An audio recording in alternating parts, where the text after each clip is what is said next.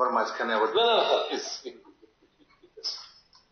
Last দিন তো আমি মাননীয় দপ্তরের মন্ত্রী এখানে আছেন, মাননীয় সুশান্ত বাবু, ওনার চেষ্টা করছেন আমি ওনার গোচরে আনতে চাই। He's trying his best. I have seen the letters also.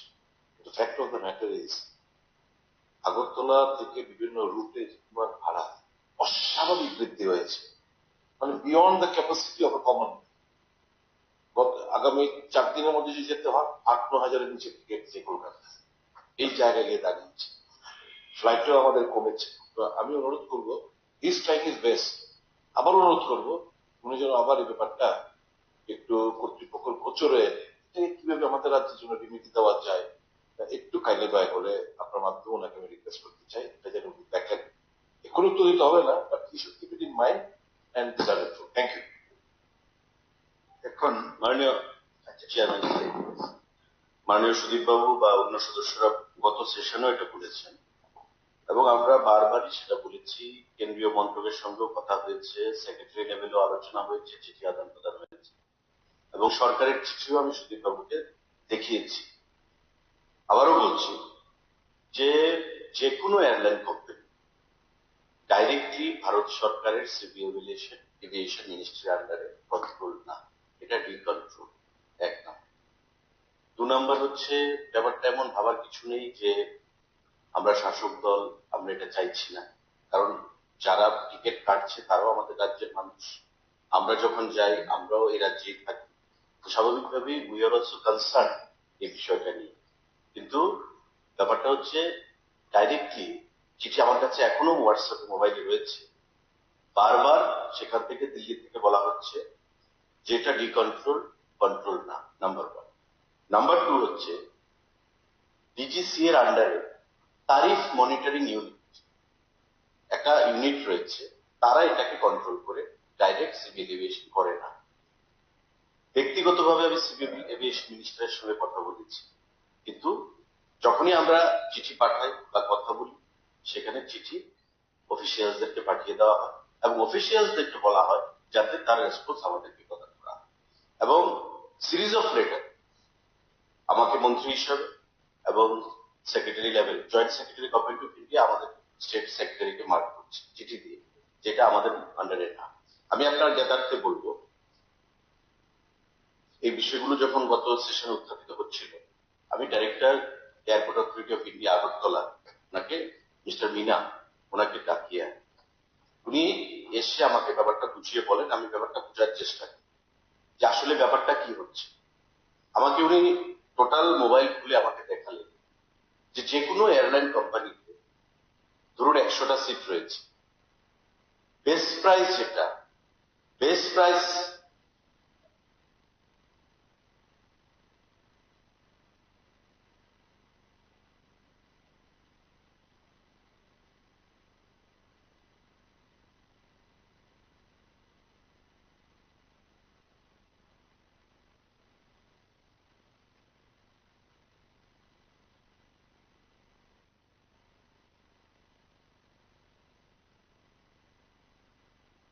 $30 বা 40% থাকে বেস্ট প্রাইস। যাবে মানে কালকে যাবেন, আজকে টিকিট কাটছেন, আপনার বেশি রেট দিতে হচ্ছে। আপনি একটু আগে কাটুন, দেখবেন মিডল একটা পয়েন্টে গিয়ে রেটটা এসছে। কিন্তু এই ব্যাপারটা যখন আমি ট্রাই করে দেখলাম যে 15 দিন বাদে আমি যাবো, আমি দেখুন তো দিল্লি যাবো 15 দিন বাদে, বলছি দেখিয়ে স্যার সব একতরফা রেট 4,500 টাকা। কিন্তু যত তাড়াতাড়ি আপনি যাবেন, কালকে যাবেন, আজকে যাবেন, অ্যাডভান্স যাবেন, রেটটা বেশি থাকছে। আছে বিভিন্ন ইয়েতে। আমি সুদীপবাবু যেটা বলেছে, এটা আমরাও কনসার্ন ব্যাপারটা নিয়ে, কিন্তু ব্যাপারটা হচ্ছে এই সিস্টেমে এগুলো ফ্লাকচুয়েশন হয় তারিফ। আর আমাদের তরফ থেকে প্রতিনিয়ত আমরা আলোচনা করে যাচ্ছি এবং এবার আপনি জানবেন ডোনার মিনিস্টার এসেছিলেন জ্যোতিরাদিত্য সিন্ধিয়া, মাননীয় মুখ্যমন্ত্রীও ছিলেন, মিটিং হয়েছিল। সেই মিটিংও আমরা এই ব্যাপারগুলো নিয়ে আলোচনা করেছি, কারণ উনিও সিভিল এভিয়েশন মিনিস্টার ছিলেন তার আগের ক্যাবিনেট। তখন আমি যখন ব্যাপারটা টেক আপ করলাম, উনি আমাকে পরিষ্কার এই কথাটাই বললেন যে ইয়ে হোগা নেই, ऐसे नहीं होता, ये ডিজিসি এর আন্ডারে তারিফ মনিটরিং ইউনিট আছে, তারা সেটাকে কন্ট্রোল। তো স্টেটের বা স্টেট গভর্নমেন্টের ব্যাপারটা এখন আমাদের তাদের উপরই ছাড়তে হবে। এবং যখন দেখবেন আবার এমন সময়ও যায় ফেস্টিভ সিজন যখন থাকে, দুর্গাপূজা, দিওয়ালি, নিউ ইয়ার, এই টাইমে একটু রেটটা বেশি থাকে, কারণ মানুষ রাশ থাকে বেশি। এবং আমি আজকে যাব, কালকে যাব, 3 দিন পরে আবার চলে আসবো, 31st কাটিয়ে চলে আসবো, তখন রেটটা একটু বেশি থাকে।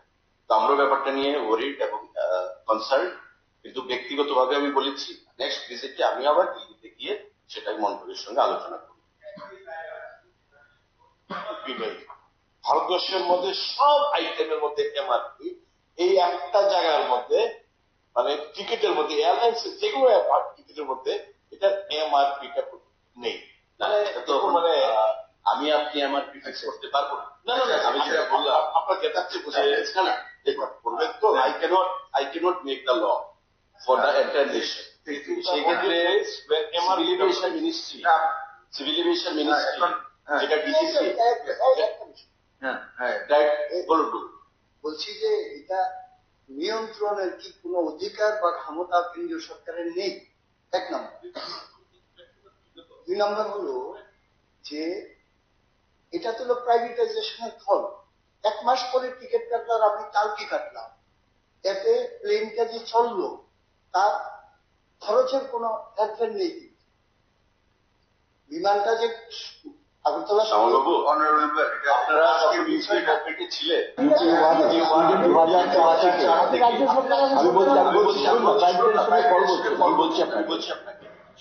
সারা পৃথিবীটাই প্রাইভেটাইজেশনের উপরেই চলছে। আর 2004-এ যখন আপনারা 69 জন সাংসদকে সমর্থন দিয়েছিলেন মনমোহন সিং সরকার 1-কে, তখনও কিন্তু প্রাইভেটাইজেশন ছিল। তো এমন নয় যে বিজেপি সরকার আসার পর প্রাইভেটাইজেশন শুরু হয়েছে। প্রাইভেটাইজেশন আছে বলেই আমি তাকে অ্যাডভোকেসি করছি না তার হয়ে, কিন্তু সেটা আছে বলেই আপনি 3000 টাকা দিয়েও টিকিট পাচ্ছেন, আবার 15,000 টাকা দিয়েও আপনি টিকিট কিনতে হচ্ছে। আমি তো বললাম যে জিনিসটা ফ্লাকচুয়েশন হয়, টাইম কিছু থাকে, ফেস্টিভ টাইমে টিকিটটা বেশি দামটা বাড়ে, কিন্তু আপনি যদি 7 দিন বাদে দিল্লি যান, আপনি আজকে টিকিট কাটুন দেখবেন বেস্ট প্রাইসে পাচ্ছেন, কিন্তু কালকে দিল্লি যাবেন আপনি রেটটা একটু হাই হবে, যেটা আমাদেরকে বলা হয়েছে। এবং আমাদের সরকারের এখন গভর্নমেন্ট অফ ইন্ডিয়া যদি চিঠি দিয়ে বলে যে আমরা কিছু বলতে পারি, আমরা আছি কন্ট্রোল ডিজিসি এর আন্ডারে, সিভিল এভিয়েশনের আন্ডারে তারিফ মনিটরিং ইউনিট রয়েছে, তার আন্ডারে সেগুলো ঠিক হয়, তবে সেখানে স্টেট গভর্নমেন্ট কি করতে পারে সেটা আমাদের পারভিউতে নেই বিষয়। ঠিক আছে, অনারেবল মেম্বার প্রশ্ন করেছেন, দুজনের উত্তর মন্ত্রী মহোদয় সুন্দর করে দিয়েছেন এবং আমজনতাও জানতে পেরেছেন, তার জন্য আমরা 3 জনকে ধন্যবাদ জানাচ্ছি।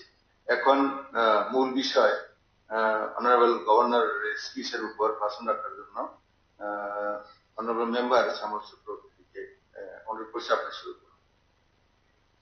নমস্কার স্যার, আমার ছোট্ট 2টা বিষয়। প্রথমত আমি গভর্নমেন্টের ভাষণের উপর, গভর্নর ভাষণের উপর বিরোধী দলের সদস্যরা যে সংশোধনীগুলি এনেছেন তার সবগুলি আমি সমর্থন করি। আমার 2টা বিষয় উত্থাপন করছি। 1, 2 এটা 2টা বিষয় একরকমই আছে। দ্রব্যমূল্য ক্রমবর্ধমান বৃদ্ধিতে কোনো নিয়ন্ত্রণ না থাকার কারণে জনজীবনের যে অবিশ্বাস তৈরি হয়েছে তার কোনো উল্লেখ নেই। 2 নম্বর হলো রাজ্যে খাদ্যশস্য সহ নিত্য প্রয়োজনীয় দ্রব্যের মূল্য বৃদ্ধি প্রতিরোধে প্রয়োজনীয় ব্যবস্থায় সরকারের ব্যর্থতার কোনো উল্লেখ মাননীয় রাজ্যপালের ভাষণে নেই। এটা একই বিষয়। বিষয়টা তো আপনি নিজেও জানেন যে আপনি দেখেছেন যে 14 সালের আগে আমরা দেখেছি পেঁয়াজের সুতা বেঁধে গলায় দিয়ে, রসুন গলায় দিয়ে, কত কিছু বিশাল আগ্রহ দেখেছি। কিন্তু এখন যেটা মূল্য বৃদ্ধি হয়েছে আজকের দিনে দাঁড়িয়ে, এ ধরনের মূল্য বৃদ্ধি কিন্তু কোনোদিন ঘটেনি। এখন যেটা হয়েছে ক্রয় ক্ষমতার বাইরে আছে একদম মূল্য বৃদ্ধি। বিগত ডিসেম্বর মাসের মধ্যেই এই খাদ্যপণ্যের মূল্য বৃদ্ধি প্রায় 8.47% ঊর্ধ্বগতিতে আছে। এখন এই মূল্য বৃদ্ধি যে হচ্ছে এটার কতগুলি কারণ আছে। সব রাজ্য সরকার নিয়ন্ত্রণ করবে, এটা আমরা বুঝছি না। মূল্যবৃদ্ধির একটা কারণ হয় যে উৎপাদন খরচ বেড়ে গেছে। 2 নম্বর হলো আমাদের তো জিনিসপত্র আমদানি করতে হয়, এই আমদানিকৃত দ্রব্যের মূল্য বৃদ্ধির ফলে সেখানেও মূল্য বৃদ্ধি ঘটে। আর যেটাতে আমরা সবচেয়ে বেশি ভুগছি সেটা হলো এই মাল কিনে বেআইনি মজুত করে কৃত্রিম সংকট তৈরি করে বাজারে দাম বাড়িয়ে দেওয়া মধ্যস্থ লোকদের, এইটাই হলো সবচেয়ে বড় সংকট। এই সংকট মোকাবেলায় কি ভূমিকা আছে এটা নিয়ে প্রশ্ন, এই কারণেই এই বিষয়টা আমি এনেছি। তাতে স্যার আপনি দেখবেন ভারতীয় টাকার মান গত পরশুদিন কালকে $1 86.5G, $1 পরিবর্তে ভারতীয় টাকা লাগবে 86 টাকা 50 পয়সা, সবচেয়ে উপরের জায়গায় গেছে।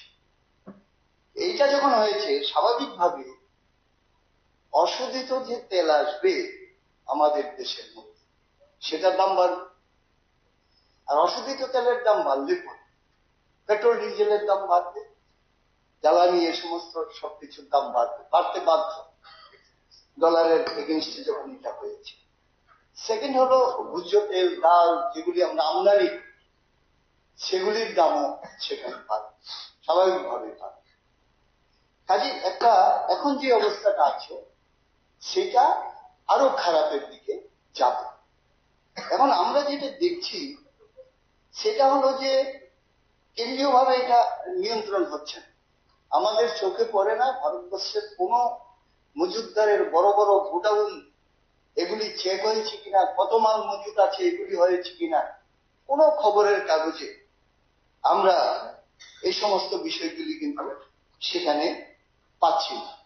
আমরা সেখানে যাব, সেখানে যারা মজুত করে তারা আবার নির্বাচনী বন্ড, কাজে সেখানে হাত পড়তে একটু কষ্ট। কিন্তু আমরা রাজ্যের মধ্যে যদি দেখি, আমরা বলছি যে রাজ্যে তো নিয়ন্ত্রণ করতে হবে।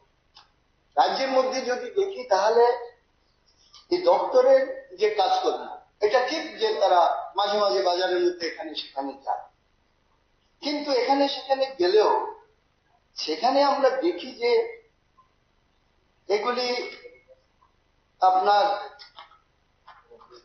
লেক চমনি বাজার, বটতলা বাজার, জিবি বাজার, দুর্গা চমনি বাজার, এই সমস্ত জায়গার মধ্যে বিভিন্ন রেট। এখন তারা তো 100 কেজি ডাল নিয়ে বসে আছে, 50 কেজি নিয়ে বসে আছে, 2 বস্তা ডাল নিয়ে বসে আছে। 1 লক্ষ বস্তা যেখানে আছে, যেখান থেকে হোলসেল হচ্ছে, 1 লক্ষ লিটার তেল যেখানে আছে এই ত্রিপুরা রাজ্যে, সেখানে তার হোলসেল ঠিক আছে, সেই জায়গায় কোন রেট দেখছেন মাননীয় চেয়ারম্যান? সেই জায়গায় কোন রেট নেই। ছোট ছোট দোকান এগুলির মধ্যে এখানে রেট হচ্ছে, এ করে নিয়ন্ত্রণ সেখানে হবে।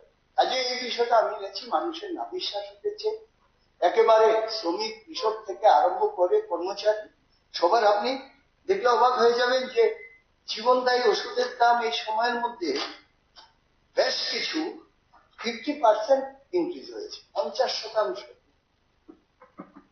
উপরের দিকে উঠে গেছে।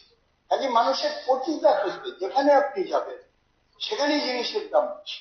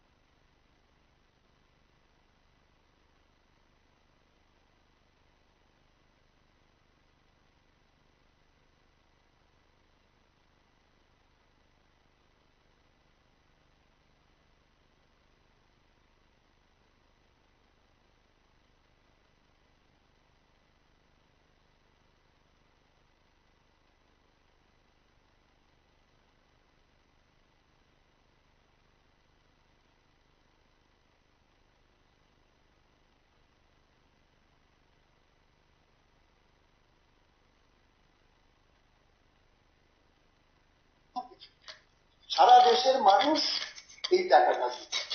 এখন এই যে এটা কিন্তু আবার রাজ্য সরকার নিতে পারে, এটা কেন্দ্র সরকার নিচ্ছে, কিন্তু কেন্দ্র সরকার এই টাকা থেকে রাজ্যকে একটা শেয়ার দিচ্ছে। এইখানে হলো জায়গাটা যে হয় কেন্দ্র সরকার করুক, অথবা রাজ্য সরকারের আর্থিক সীমাবদ্ধতার মধ্যেও কিছুটা করুক। সেটা হলো যে বাজারকে নিয়ন্ত্রণ করার জন্য রেশনের মাধ্যমে 14টা নিত্য প্রয়োজনীয় জিনিস ভর্তুকিতে সরবরাহ করা হোক, যাতে বাজার নিয়ন্ত্রণ থাকে। এই যে বিষয়টা, এই বিষয়টা উল্লেখিত হয়নি, সেই কারণে আমি বিষয়টা এনেছি। আমার সংক্ষিপ্ত আলোচনা দ্বিতীয় বিষয়টা আপনি দেখেছেন, জমির অবস্থা। তাতে আপনি দেখবেন আমাদের চার্জযুক্ত জমির পরিমাণ কমছে। বিধানসভার যে তথ্য আছে তাতে 18-19 যে জমি ছিল, 21-22 16,198 হেক্টর জমি কমেছে। জমি কমার অনেক কারণ থাকে, রাস্তা করলে জমি কমে, স্কুল করলে জমি কমে, এটা ঠিক, এ বিষয়ে তো কোনো ইয়ে নেই, কিন্তু পরিমাণ একটু বেশি। সেখানে আপনি দেখবেন যে মানে ব্যাপক পরিমাণে জমি ভর্তি হচ্ছে, জলাশয় ভর্তি হচ্ছে, এবং এক শ্রেণীর লোক এগুলি ভর্তি করছে সব জায়গার মধ্যে।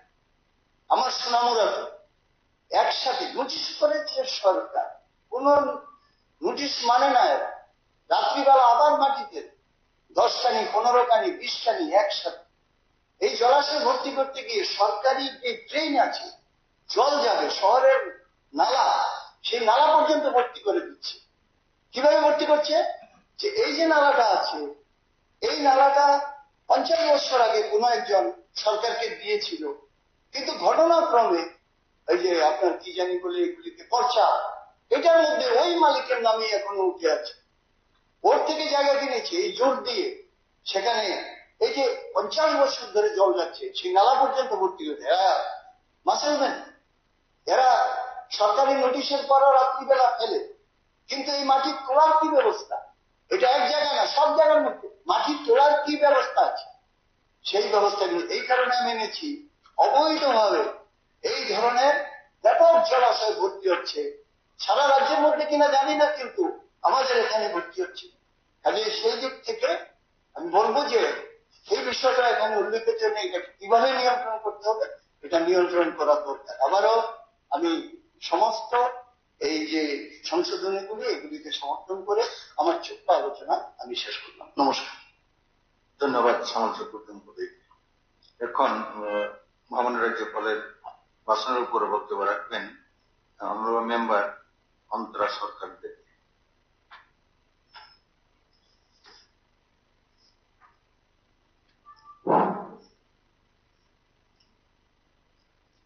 মাননীয় চেয়ারম্যান মহোদয়, 2025 ইংরেজি নববর্ষের প্রথম সভাতে মাননীয় রাজ্যপাল মহোদয়ের প্রদত্ত ভাষণের উপর আলোচনার শুরুতে আমি আপনাকে এবং এই মহতী সভায় উপস্থিত সকল মাননীয় সদস্য ও সদস্যগণের প্রতি আমার এবং আমার বিধানসভার প্রতিটি নাগরিকের পক্ষ থেকে নববর্ষের শুভেচ্ছা ও ধন্যবাদ জ্ঞাপন করছি। মাননীয় চেয়ারম্যান মহোদয়, দেশের যশস্বী প্রধানমন্ত্রী শ্রী নরেন্দ্র মোদীজি অনুপ্রেরণা এবং রাজ্যের জনপ্রিয় মুখ্যমন্ত্রী প্রফেসর ডক্টর মানিক সাহাজির সুযোগ্য নেতৃত্বে রাজ্যের শান্তি, সম্প্রীতি এবং সামগ্রিক অগ্রগতির উত্তরোত্তর বৃদ্ধি ঘটে চলেছে। বিভিন্ন স্তরের সুবিধা প্রদান, যেমন ঘর বাড়ি, বাড়ি বাড়ি পানীয় জল, প্রতি পরিবারের শৌচালয়, অসংখ্য সামাজিক ভাতা সহ সার্বিক সুবিধা ধর্ম নির্বিশেষে আপামর জনগণকে প্রদান করা হচ্ছে। সমাজের গরিব, দুর্বল, শিশু, মহিলা সকলের উন্নয়নের লক্ষ্যে সরকার কাজ করে চলেছেন। এই বিষয়টি মাননীয় রাজ্যপালের প্রদত্ত ভাষণে 6 নং পাতাতে খুব সুন্দরভাবে উল্লেখ করা হয়েছে। মাননীয় চেয়ারম্যান মহোদয়, যে কোনো সমাজ, রাজ্য এবং দেশের অগ্রগতির প্রথম শর্ত শান্তি। মাননীয় রাজ্যপাল ওনার প্রদত্ত ভাষণে উল্লেখ করেছেন যে ত্রিপুরা সরকার এবং ভারত সরকারের মধ্যে ত্রিপাক্ষিক চুক্তির ফলে চারিদিকে যেমন জনজাতি গোষ্ঠীর বহুবর্ষব্যাপী সমস্যা সমাধানের চেষ্টা করা হচ্ছে, পাশাপাশি জাতি জনজাতি সম্প্রদায়ের ঐক্যকে মজবুত করার মাধ্যমে এক ত্রিপুরা শ্রেষ্ঠ ত্রিপুরা রূপায়ণের বাস্তব প্রয়াস লক্ষ্য করা যাচ্ছে। মাননীয় চেয়ারম্যান মহোদয়, গত আগস্ট মাস আমাদের রাজ্য এক ভয়াবহ বন্যার সম্মুখীন হয়েছিল। কৃষক সহ সাধারণ জনগণের সাথে একাত্ম হয়ে রাজ্য সরকার এই দুর্যোগের মোকাবেলা করেছে। বিষয়টি সচেতনভাবে মাননীয় রাজ্যপালের ভাষণে উল্লেখ করা হয়েছে। মহোদয়, কৃষি হচ্ছে আমাদের উন্নয়নের অন্যতম ভিত্তি।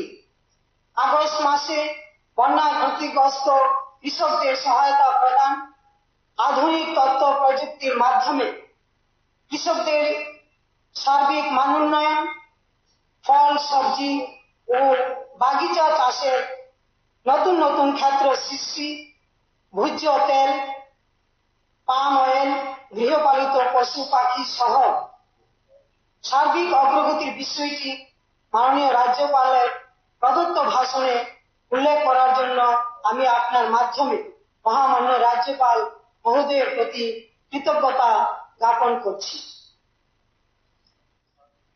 মাননীয় চেয়ারম্যান মহোদয়, এই বিশ্বে যা কিছু মহান সৃষ্টি চিরকল্যাণকর, অর্ধেক তার করিয়াছে নারী, অর্ধেক তার নর। কবির এই ভাষাকে সার্থক রূপায়ণের লক্ষ্যে মুখ্যমন্ত্রী কন্যা আত্মনির্ভর যোজনা, গন্ডা তৃষা সরকারি ডিগ্রি কলেজে 50 আসন বিশিষ্ট ছাত্রী নিবাস নির্মাণ, রাজ্যের 25টি ডিগ্রি কলেজের জন্য অনলাইনে ভর্তি করার ব্যবস্থা রাজ্য সরকার করেছে। মহোদয়, শিক্ষা হচ্ছে জাতির মেরুদণ্ড।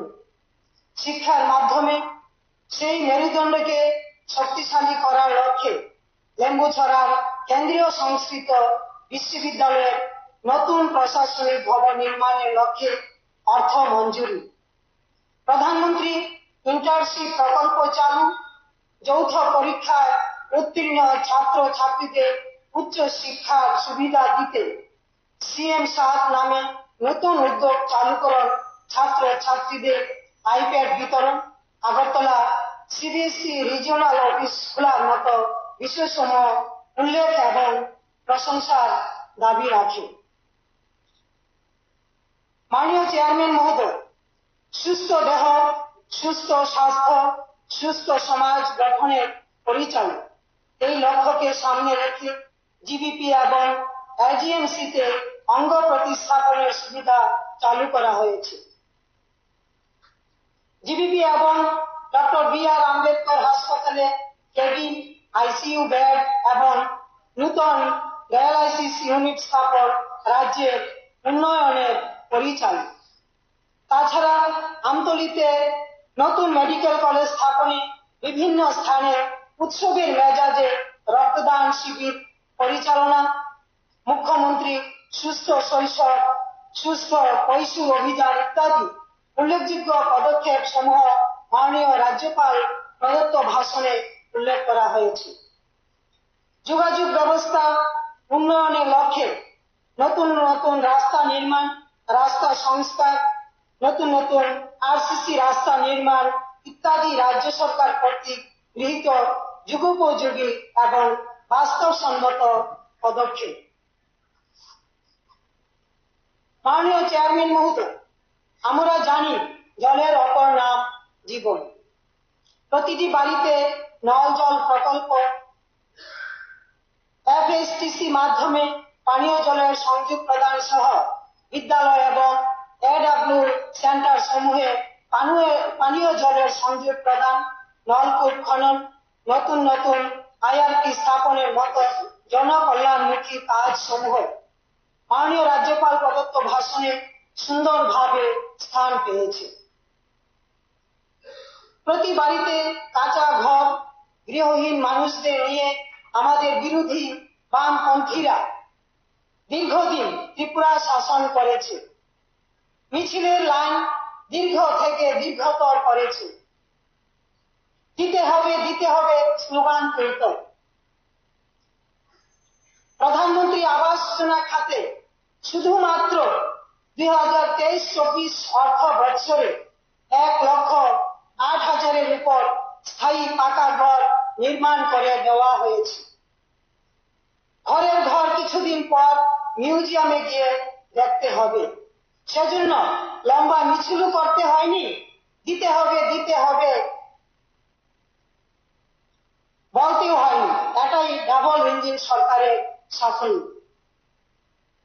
মুখ্যমন্ত্রী মডেল গ্রাম প্রকল্প আরো 111টি মডেল গ্রাম প্রকল্পের পরিকল্পনা গ্রহণ করা হয়েছে। সেই জন্য 50টি গ্রামে কাজও চলছে। পঞ্চায়েত ব্যবস্থাকে উন্নতি করার লক্ষ্যে নতুন নতুন পরিকল্পনা এবং স্থায়ী নিবাস করা হচ্ছে। বাম আমলের দিনগুলিতে রাস্তাঘাট বাজার ছিল আবর্জনায় পরিপূর্ণ। স্বচ্ছ ভারত মিশন নামে পৃথিবী বিখ্যাত পরিকল্পনার মাধ্যমে রাজ্য সরকার নতুন নতুন স্বসহায়ক দল সহ প্রতিটি মানুষকে অন্তর্ভুক্ত করে এবং সমাজে প্রতিটি বাণিজ্যিক সচেতনতার মাধ্যমে রাজ্য সরকার প্রতিটি গ্রাম, শহর, জনপদ স্বচ্ছ রাখার প্রয়াস জারি রেখেছে। মাননীয় চেয়ারম্যান মহোদয়, শিল্প রাজ্য স্থাপনের লক্ষ্যে নতুন শিল্পনীতি ঘোষণা হয়েছে। বেকার যুবক যুবতীদের বিভিন্ন স্বনিয়োজিত কারিগরি শিক্ষায় শিক্ষিত করার লক্ষ্যে রাজ্য সরকার প্রয়াস জারি রেখেছে। মহাশয়, পর্যটনের মাধ্যমে ত্রিপুরার আর্থ সামাজিক শ্রীবৃদ্ধি ঘটানোর লক্ষ্যে জগন্নাথ দিঘিতে ওয়াটার প্রকল্প স্থাপন, সুরমায় নূতন পর্যটন কেন্দ্র স্থাপন, কৃষ্ণসাগর দিঘিতে লেজার লাইট শো স্থাপন, পরিবেশ বান্ধব কেন্দ্র সমূহে থাকার সুবিধা সম্প্রসারণ করা, ডম্বুর লেকে বোর্ড হাউসের সুবিধা চালু করা, গোমতী জেলার শক্তিপীঠ পার্কের উন্নয়ন সহ রাজ্য সরকার পর্যটন বিকাশে নিরলসভাবে কাজ করে চলেছে।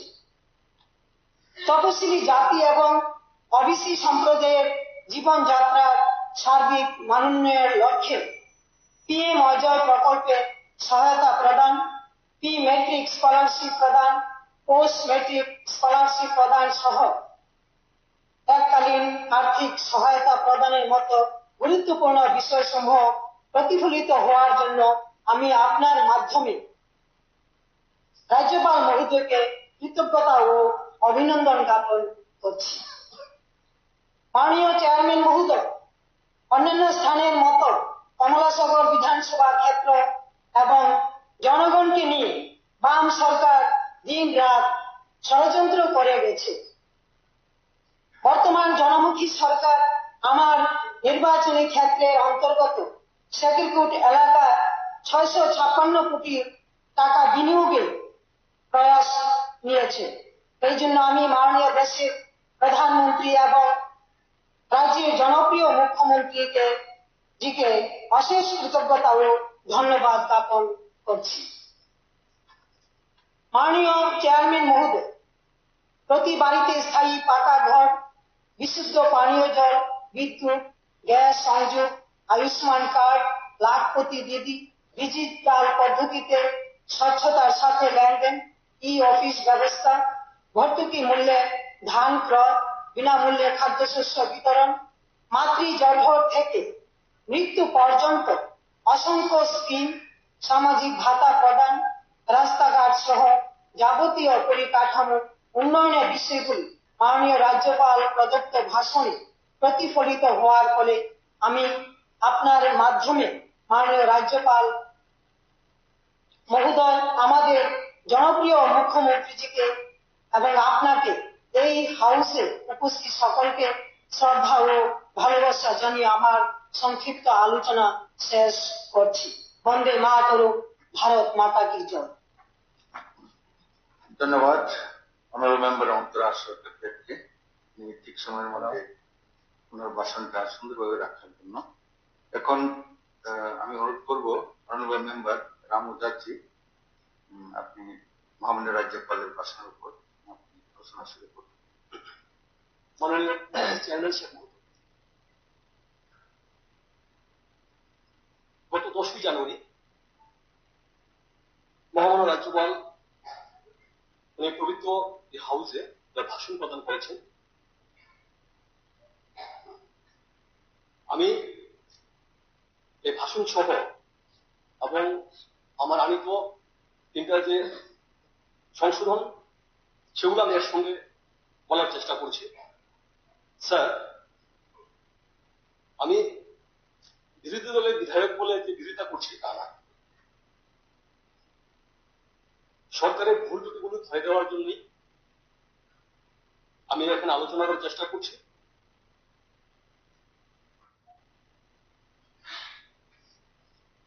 স্যার, প্রথমে যে বিষয়টা আমার গুরুত্বপূর্ণ বিষয় সেটা হয়েছে যে আমাদের এই ছোট্ট রাজ্য ত্রিপুরা গত অগাস্ট মাসে ভয়াবহ বন্যা হয়েছিল এবং এই বন্যার বিষয় নিয়ে এই হাউসে অনেক আলোচনা হয়েছে। স্যার, আমি লক্ষ্য করতে পেরেছি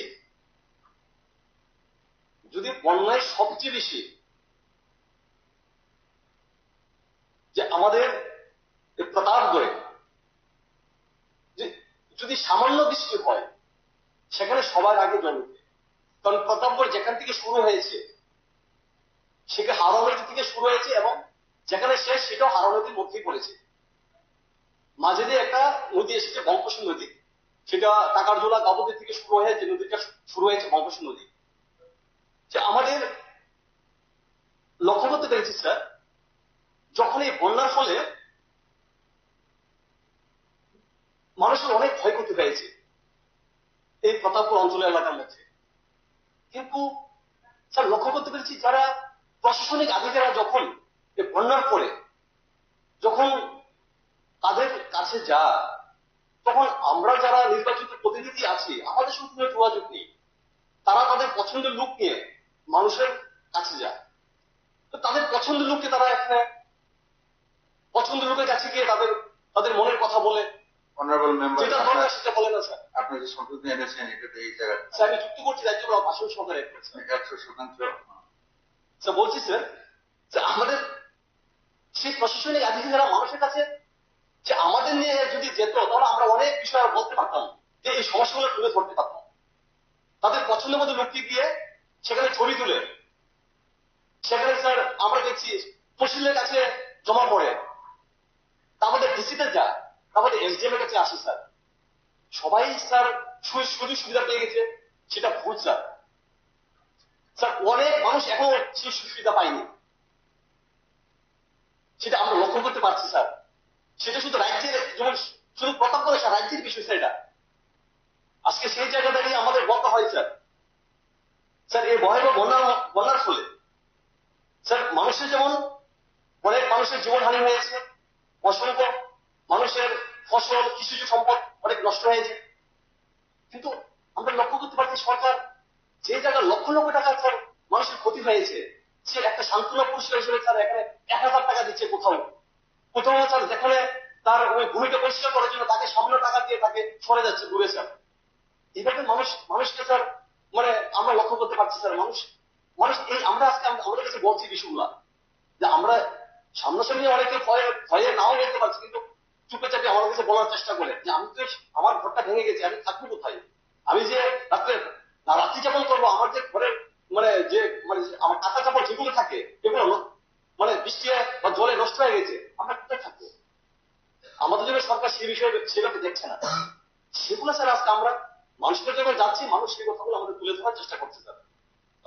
আমরাও সদস্য হিসাবে আমরা এই পবিত্র হাউসে যারা সরকার থাকছে তাদের কাছে তুলে ধরার চেষ্টা করছি এই বিষয়গুলোকে দেখে।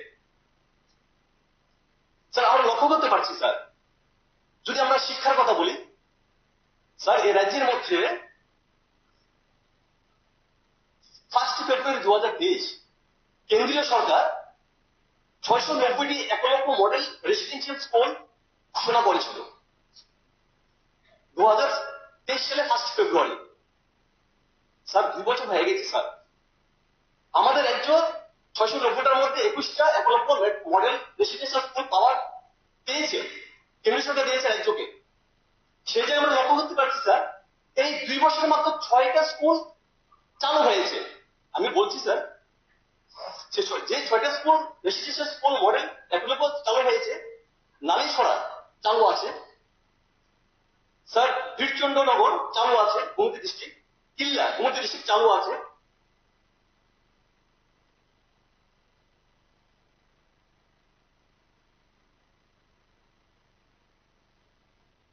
রাজনগর সাউথ ত্রিপুরা চালু আছে, কুমারঘাট ঊনকোটি জেলা চালু আছে এবং খুমলুং পশ্চিম ত্রিপুরা চালু আছে।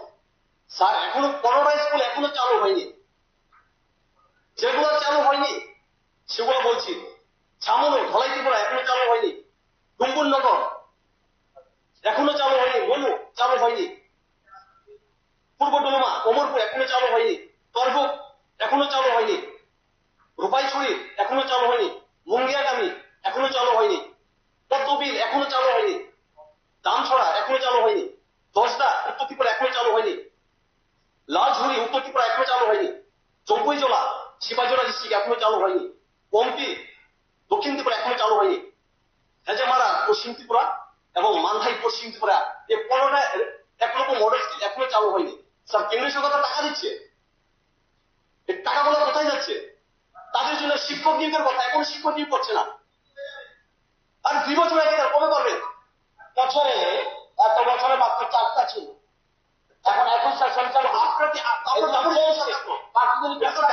সরকার বলছেন আপনারা, আবার বলছেন সরকার, আর কি বলছে? কখনো বলেন ডাবল দিয়ে, কখনো কি বলেছি বলছেন। স্যার এইভাবে আজকে রাজ্য আমরা দেখছি, শুধু রাষ্ট্রবাদী সরকার কত সুন্দর সুন্দর কথা বলছি, কোথায় উন্নয়ন স্যার? 2 বছরে এখনো কেন্দ্রীয় সরকার দিয়েছে 21টা স্কুল, 6টা স্কুল আমরা সবাই মানে হাত পায়ে ছেড়ে বসে আছি, 15টা স্কুল এখন আমরা চালু করতে পারিনি। আমরা কোথায় আছি রাজ্য? কোথায় উন্নয়ন হয়েছে রাজ্যে? কটা জায়গা ভিজিট করেছে? এই যে 21টা জায়গা বলছেন, কটা জায়গা ভিজিট করেছে? হয়নি তো এখনো, একটা জায়গা তো ভিজিট করেননি। হয়নি তো এখনো। যান ভিজিট করে দেখুন, হোয়াট ইজ দ্য সিচুয়েশন। এখানে সামনে এমএলএ আছে, কিচ্ছু জানেন না। হয়নি এগুলি বলবেন একটু হয়নি। বিল্ডিং রাতারাতি হয় না, এই বিল্ডিং একদিনে হয়নি স্যার, 1 বছরে হয়নি স্যার। আমি বলছি স্যার, যে কোনো কনস্ট্রাকশন করার জন্য একটা সময়ের দরকার। প্রত্যেকটা একলব্য মডেল রেসিডেন্সিয়াল স্কুলের কনস্ট্রাকশন চলছে, তার জন্য একটা সময়ের দরকার, সেই সময়টা আমাদের দিতে হবে। শিক্ষা সকলের জন্য স্যার। আমরা দেখেছি 1 এপ্রিল 2010 সরকার সিদ্ধান্ত নিয়েছিল যে free and compulsory education. Sir free and compulsory education বলে স্যার 6 থেকে 18 বছর সমস্ত ছাত্রছাত্রীদেরকে বিনামূল্যে শিক্ষা প্রদান করা হবে। স্যার ভালো স্যার, এ বিষয়টা ভালো, আমরাও চাই স্যার। ছিল অতীতে রাজ্যের মধ্যে ফ্রি অ্যান্ড কম্পালসারি এডুকেশন ছিল রাজ্যের মধ্যে স্যার, কিন্তু আজকে লক্ষ্য করতে পারছি 125টা স্কুলকে যে বামপট সরকার আমাদের তৈরি সুন্দর সুন্দর বিল্ডিং গুলো আছে স্যার। স্যার এখন বিদ্যাচ্যুতি করে, হোক না বিদ্যাচ্যুতি, কিন্তু আপনার তো পরিকাঠামো দরকার। আমি স্যার লক্ষ্য করতে পারছি স্যার, আমার প্রতাপপুরে একটা school doctor B Ambedkar school, সেটা তুলসীবতী বেলাবর এবং 3 নম্বর ছিল doctor B Ambedkar school. Sir 2700 থেকে 3000 ছাত্রছাত্রী ছিল, একটা স্লাম এরিয়ার মধ্যে একটা সুন্দর স্কুল ছিল স্যার। আচ্ছা সময়ের দিকে একটু নজর দিয়ে স্যার আজকে আমরা লক্ষ্য করতে পারছি সেই স্কুলটা আর বহুত আছে স্যার মাত্র 1000 ছাত্রছাত্রী কমে গেছে স্যার। স্যার আমরা এইভাবে যদি বিদ্যাচ্যুতির নাম করে ছাত্রছাত্রীদের কাছ থেকে, তার অভিভাবকের কাছ থেকে টাকা আদায় করা হয়, কোথায় যাবে তারা? আজকে বিদ্যাচ্যুতি থেকে যে ছাত্রছাত্রীকে তুলে নিয়ে তারা ওই অনলাইন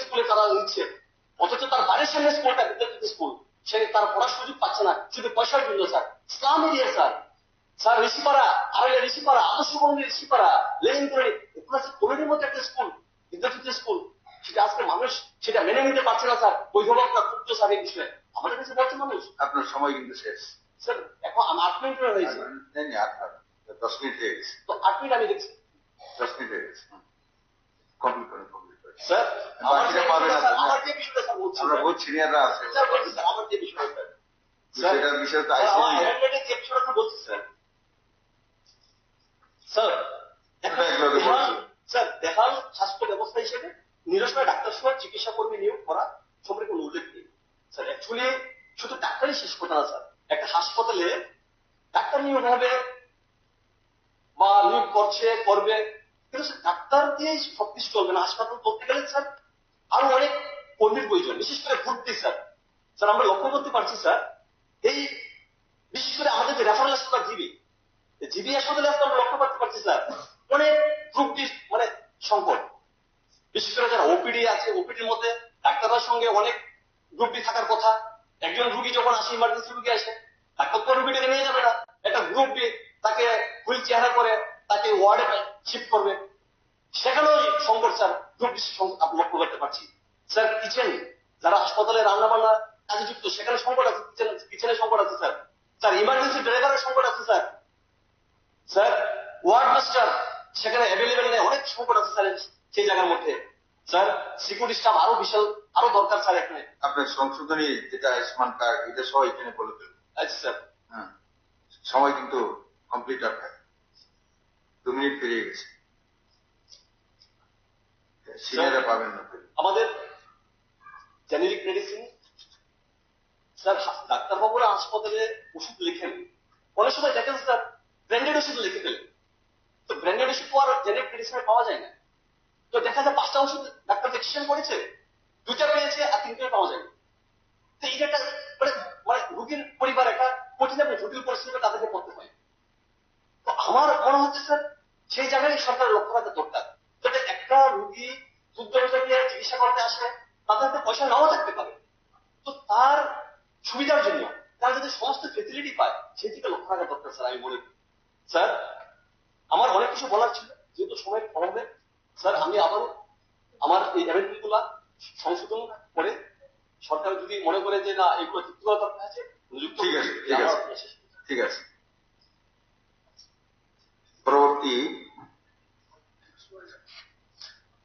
পরবর্তী আলোচনার জন্য অংশগ্রহণ করবেন অনারেবল মেম্বার শম্ভুলাল চট্টোপাধ্যায়।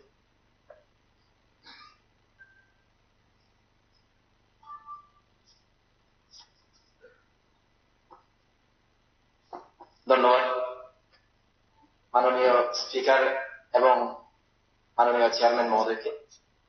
ওনারা দুজনেই চেয়ারে আসেন দিয়ে বক্তব্য শুরু করার আগে আমি একটা বিষয় যেটা আমাদের সিনিয়র মেম্বার অনারেবল শ্যামল বাবু এনেছিলেন, সেটা হচ্ছে $1 equals to 86.5 রুপিস। সেই বিষয়ে উনি বলতে চেয়েছেন যে আমাদের রুপির যে মূল্য, সে মূল্যের মান ডলারের তুলনায় 3 দিন নিচে নামছে। এতে আমাদের অর্থ ব্যবস্থা এবং নিত্য প্রয়োজনীয় দ্রব্য সামগ্রীর তার যে মূল্য বৃদ্ধির একটা আশঙ্কা উনি প্রকাশ করেছেন। এখানে আমি উল্লেখ করতে চাই, ডাইরেক্টলি যদি আমরা চাই, প্রত্যেক ভারতীয় হিসেবে আমরা চাই যে ডলারের তুলনায় আমাদের রুপি যাতে সমানে সমানে যায়, গুণগত দিক থেকে, মানগত দিক দিয়ে, অর্থাৎ মূল্যের দিক দিয়ে। কিন্তু এটা চাইলে তো আর হবে না। এটার জন্য একটা সুনির্দিষ্ট এবং অর্থনৈতিক ব্যবস্থার মধ্যে, আমি অর্থনীতিবিদ না তারপরেও বলছি, ইন্টারনেটের মধ্যে দেখলে মানে পাওয়া যায় যে রুপিকে ডলারের সমান সমান হতে গেলে কি কি দরকার তার। এর মধ্যে যেমন দরকার বহির্বিশ্বের মধ্যে, শুধুমাত্র ভারতবর্ষের মধ্যে নয়, বহির্বিশ্বের বিভিন্ন দেশে আমাদের রুপির মজুদ রাখতে হবে, রিজার্ভ। সাথে আমাদের যে এক্সপোর্ট ইম্পোর্ট শুধুমাত্র ইম্পোর্ট করলে হবে না, এক্সপোর্টের যে পরিমাণ আছে সেটাকে বৃদ্ধি করা দরকার। এরপরে আমাদের রুপির মাধ্যমে যাতে আমরা বহির্বিশ্বের সাথে ব্যবসা বাণিজ্য করতে পারি সেই দিকে লক্ষ্য দেওয়া দরকার। এখন এই দুই তিনটি বিষয়ের পয়েন্টের উপর আমি যদি বলি, আমাদের নরেন্দ্র মোদীজির নেতৃত্বে যে সরকার চলছে বর্তমানে ভারতবর্ষের মধ্যে, সেই সরকারের এই বিষয়গুলোর উপরে নজর আছে কি না। আমরা জানি ঐতিহাসিক একটা পদক্ষেপ নরেন্দ্র মোদীজির নেতৃত্বে হয়েছে ভারতবর্ষের মধ্যে, যেটা স্বাধীনতার পরবর্তী কেউ করতে পারেনি, কেউ দেখাতে পারে। সেটা হচ্ছে বর্তমানে আমরা জানি ভীম অ্যাপ। ভীম অ্যাপ বর্তমান বিশ্বে বিভিন্ন দেশে সেটা এখন অ্যাকসেপ্টেড, যার মাধ্যমে আমরা ট্রানজাকশন করতে পারি বিভিন্ন কেনা বেচার ক্ষেত্রে, ইম্পোর্ট এক্সপোর্টের ক্ষেত্রে। এর মধ্যে Bhutan, France, Nepal, Singapore, Sri Lanka, UAE এবং মরিশিয়াস, এই সমস্ত দেশগুলো রয়েছে। তারপরে আরো বিভিন্ন দেশ যেগুলো আমাদের এই ইউপিআই ব্যবস্থাকে অ্যাকসেপ্ট করার জন্য নিজেরা অলরেডি কার্যক্রম শুরু করে দিয়েছেন। এর মধ্যে United states, Brazil, Bahrain, Saudi Arabia, European union, আরো অনেক রাষ্ট্র, যেগুলো এর মধ্যে জাপান, তারা সরাসরি চাইছে যে ওনারা যাতে ভারতবর্ষে এসে ইউপিআই এর ব্যবস্থাটাকে ওনারা নিরীক্ষণ করতে চান, কিভাবে ভারতবর্ষের মধ্যে একটা উন্নয়নমুখী রাষ্ট্র কিভাবে এই রকমের একটা প্ল্যাটফর্ম সৃষ্টি করতে পারবে। তাহলে এই বিষয়গুলো দেখে বোঝা যাচ্ছে বিশ্বের মধ্যে তাবর যে সমস্ত রাষ্ট্রগুলো রয়েছে তারা কিন্তু নিজেদের ট্রানজাকশন ব্যবস্থা এভাবে চালু করতে পারবে যেভাবে নরেন্দ্র মোদীর নেতৃত্বে ভারতবর্ষের মধ্যে আমরা দেখতে পাচ্ছি। এর মানে কি? এর মানে আপনার যে মনোবাঞ্ছা, আমার যে মনের ইচ্ছা, সেই অর্থাৎ সারা ভারতবর্ষের মানুষদের ইচ্ছা রুপিকে ডলারের সমানে নিয়ে যাওয়ার যে চেষ্টা আমাদের নরেন্দ্র মোদীজির সরকার করছে। এখানে শুধু বললে হবে না যে রুপির তুলনায় ডলারের দাম দিন দিন বাড়ছে, আমরা পিছিয়ে যাচ্ছি, সেরকম নয়। এখানে একটা কথা বলা দরকার, নরেন্দ্র মোদীজিকে আমি মনে করি শ্যামল বাবুর ধন্যবাদ জানানো দরকার, ওনার মনের ইচ্ছা পূরণ করে দেওয়ার জন্য নরেন্দ্র মোদীজি যে ব্যবস্থা নিয়েছেন তার জন্য। আমি নরেন্দ্র মোদীজি, অবভিয়াসলি নরেন্দ্র মোদীজি, অবভিয়াসলি ধন্যবাদ দেওয়া দরকার, এজ এ ইন্ডিয়ান ভারতবাসী হিসেবে দেওয়া দরকার। আমি আমার বক্তব্য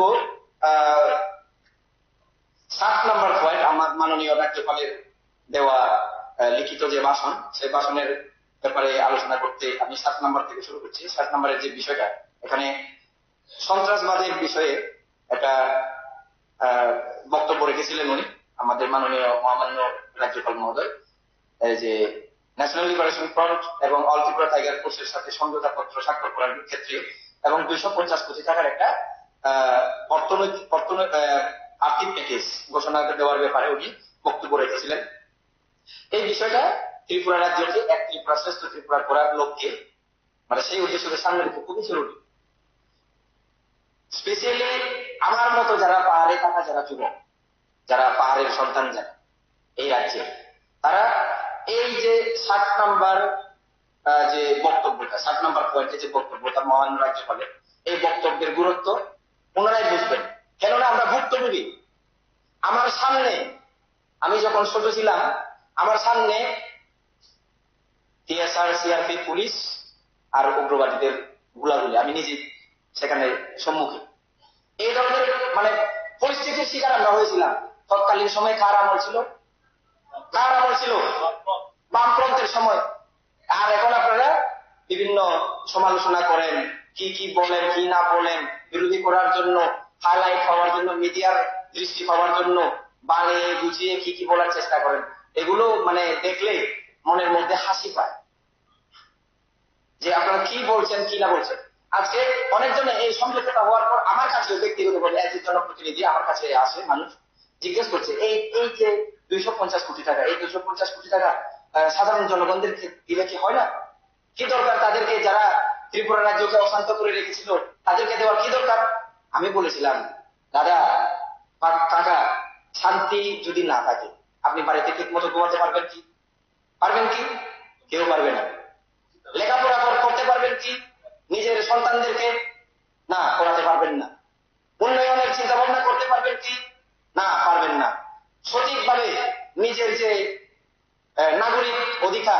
মৌলিক অধিকার সেগুলো নিজে এনজয় করতে পারবেন কি? না, পারবেন না। তাহলে সবচেয়ে যেটা প্রায়োরিটি সেটা হচ্ছে শান্তি।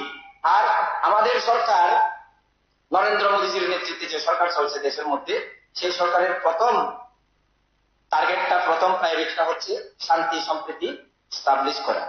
এটা এস্টাবলিশ হলে উন্নয়নের দিকে অগ্রসর করে নিয়ে যাওয়া সম্ভব।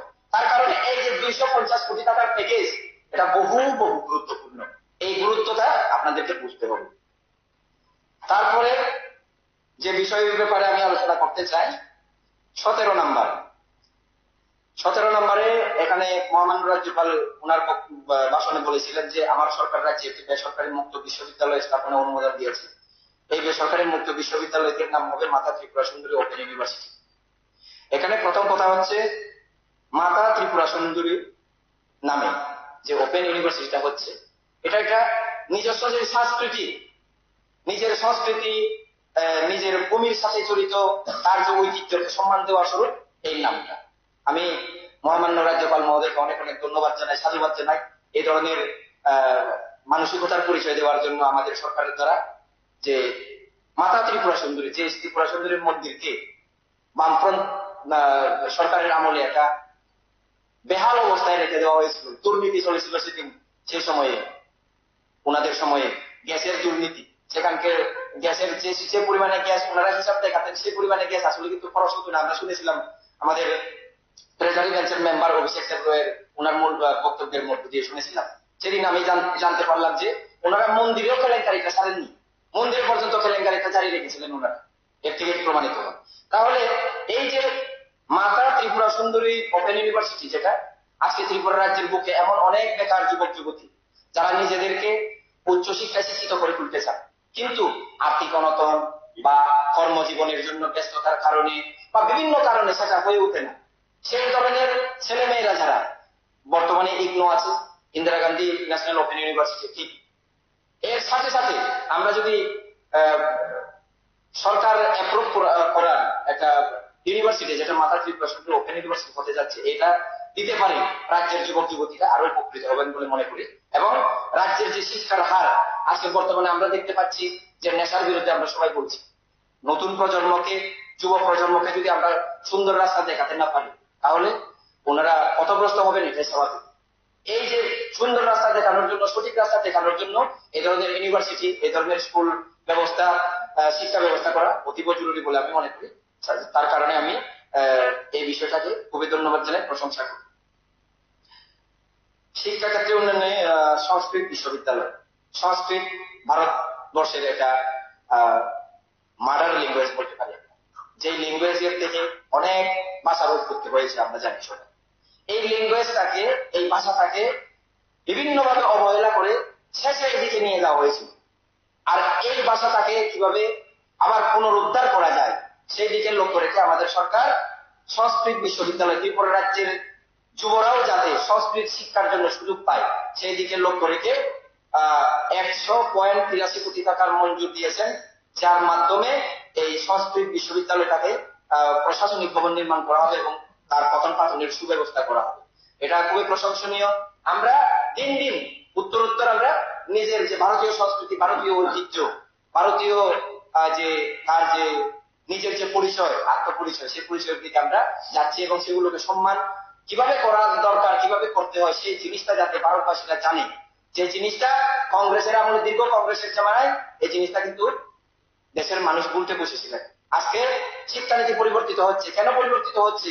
স্কিল করা, নতুন শিক্ষানীতির দ্বারা যাতে মানুষ নিজের সংস্কৃতিকে সম্মান করতে শেখে এবং পৃথিবীর মধ্যে কিভাবে কম্পিটিশন করতে হয় তার সেদিকে যাতে লোক তার মন মানসিকতা গড়ে উঠে, সেই লক্ষ্য রেখে এই যে ডলার এবং রুপির সমানতা যাতে আমরা তৈরি করতে পারি সেজন্য তৈরি করা দেশটাকে সম্ভব। স্যার আমি আর লম্বা করছি না, বলার অনেক ছিল কিন্তু টাইমের বিষয়, 11 মিনিট হয়ে গেছে আমার, আরো অন্যরা বলবেন, সেই দিকে লক্ষ্য রেখে। এখানে আরেকটা বিষয় লাস্ট আমি অ্যাড করবো, যেটা না বললে হয় না, PM শ্রী, প্রধানমন্ত্রী school for rising India, PM Shri দ্বারা আজকে বর্তমানে 27টি স্কুল ত্রিপুরা রাজ্যের মধ্যে যুক্ত হয়েছে, যেখানে ডিজিটাল ক্লাসরুম থেকে শুরু করে প্রত্যেকটা ক্লাসরুম যাতে স্মার্ট হয় এবং সেই সমস্ত স্কুলগুলির স্টুডেন্টস যারা তারা যাতে গুণগত শিক্ষা পায় এবং গুণগত শিক্ষার মধ্যে দিয়ে নিজেদেরকে প্রতিষ্ঠিত করতে পারে, সেই দিকে লক্ষ্য রেখে আমাদের সরকার শিক্ষা ব্যবস্থাকে দেলে সাজানোর মতো একটা ব্যবস্থা করছে।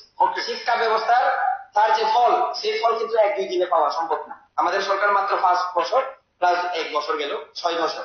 25 বছরে আপনারা শিক্ষা ব্যবস্থাকে কি করেছিলেন, আর 6 বছরে আমরা দিলে সাজানোর চেষ্টা করছি। 6 বছরের রেজাল্ট আর 25 বছরের রেজাল্ট মিলালে হবে না, এর জন্য একটা অপেক্ষার দরকার, সময়ের দরকার। আমি ধন্যবাদ জানাবো। আর মহামান্য রাজ্যপাল মহোদয়ের লিখিত ভাষণকে আমি মন থেকে, হৃদয়ের অন্তঃস্থল থেকে আমি সমর্থন জানাচ্ছি এবং আগামী দিনে আরো আমরা এক ত্রিপুরা শ্রেষ্ঠ ত্রিপুরা গড়ার দিকে সবাই এগিয়ে যাবো, এই আশা আকাঙ্ক্ষা রেখে আমি আবারও মাননীয় স্পিকার মহোদয় আপনাকে ধন্যবাদ জানিয়ে আমাকে বলার সুযোগ দেওয়ার জন্য আমার বক্তব্য এখানে শেষ করছি। Thank you. মাননীয় সদস্য শ্রী অশোক চন্দ্র মিত্র মহোদয়।